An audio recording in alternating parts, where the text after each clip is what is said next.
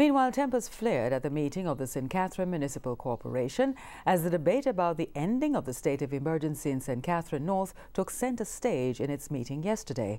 TVJ's Anthony Lugg reports. A shouting match between some JLP and PNP councillors during the St. Catherine Municipal Corporation's monthly meeting on Thursday.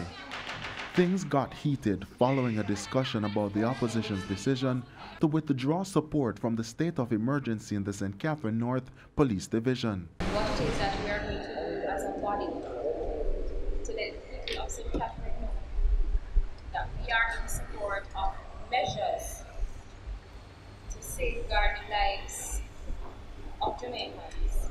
A state of public emergency is not an effective and sustainable method of crime fighting. Chairman for the St. Catherine Municipal Corporation, Norman Scott, argued that after 9 months, there's no need for continuation.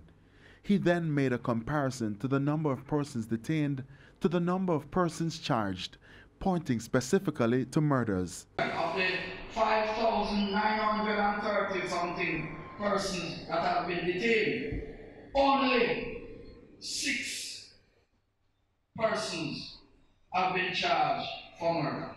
Who are the persons that are being scooped up? Poor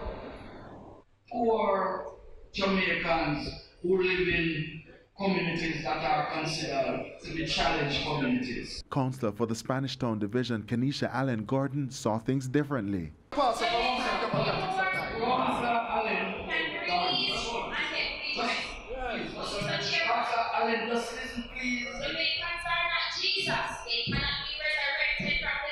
Present the crime plan. We say, Mr. Chairman, as local Put normal policing measures. we must stand up and safeguard the lives of our Jamaica.